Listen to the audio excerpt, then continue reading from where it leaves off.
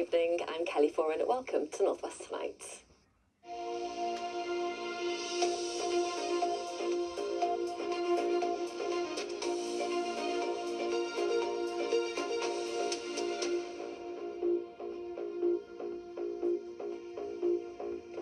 A speeding driver who killed a motorcyclist faked a serious brain injury to try and escape justice.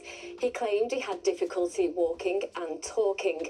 But today, Steve Naylor is beginning a 12-year prison sentence after footage of him playing rugby and dancing proved his claims were a lie. Here's Lindsay Prosser. This is the moment that Stephen Naylor was arrested after years of claiming that he was medically unfit to be prosecuted. His wife is telling officers that her husband has a brain injury. Seems a little bit too much, especially for like he's obviously got a brain injury. Can't exactly run anywhere. Merseyside police say Naylor spent years spinning a web of lies to avoid prosecution. Owen Ball was 23 years old and had his whole life ahead of him when his motorbike was hit by Stephen Naylor's car on the M62 motorway. Naylor was also injured and claimed his injuries were life-changing. But here is Stephen Naylor arriving for rugby training. He also enjoyed going to festivals and went on holiday. Naylor lived life to the full. Detectives gathered hundreds of hours of CCTV and mobile phone footage, proving beyond doubt that Naylor had lied. At the police station, he maintained his deceit, and bringing him to justice involved a long, complicated investigation. Naylor has been sentenced to 12 years imprisonment for death by dangerous driving and perverting the course of justice. His wife was sentenced to 4.5 years for perverting the course of justice. Owen's family say since his death, their lives have come to a devastating stop. Lindsay Prosser, BBC North West Tonight.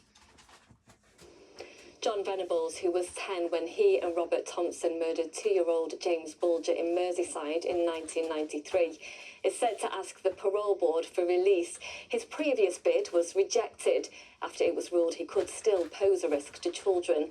Venables has been in and out of prison since his initial release following his sentence for murdering James. Oldham Athletic owner Frank Rothwell was honoured at Windsor Castle today for his services to charity. The 73-year-old received an OBE after twice rowing the Atlantic solo, becoming the oldest person to do it, and raising almost £1.5 million for Alzheimer's Research UK. Sean Wayne is stepping down as the head coach of the England Rugby League team after 6 years in charge. The former all-conquering Wigan Warriors coach said it had been the honour of his life to lead his country. A part-time replacement will be appointed for the World Cup later this year. Now, faster journeys, more trains and better stations. That's what the government is promising as it sets out its vision for major rail improvements across the north of England. The Northern Powerhouse Rail Scheme will start with improvements to lines in Yorkshire. The second phase will see a new route between Manchester and Liverpool. Our transport correspondent, Judy Hobson, reports. After years of delays and broken promises, this was the announcement rail passengers in the north had been waiting for. Northern Powerhouse Rail will be a mixture of new railway stations, new lines, and also upgrading what we already have. Lines in Yorkshire will be built first. Then there'll be a new rail track connecting Manchester and Liverpool via Warrington and Manchester Airport. And finally, improved services across the Pennines to Sheffield and Leeds. Finally, it does seem that we've got some good news, a recognition that things need to be done for rail in the north. Questions are being asked about the timescale. No spades in the ground before the 2030s. One of the issues with HS2 was that they started building it before they'd really worked out what they were building, and so stations weren't designed, some of the environmental challenges weren't recognised, some of the structural challenges weren't recognised. So it seems on this one that they're allocating the 1.1 billion to plan everything properly first. After decades of underinvestment, there's little passenger confidence in rail travel in the region. Expensive, unreliable, dreadful service. I usually get the train to London quite a lot. Either too full or no seats like today. I mean, if it happens, then great. Believe it when I see it.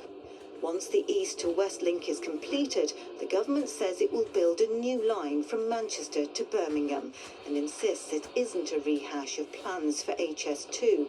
That was scrapped by the Conservative government in 2023. But details are sketchy.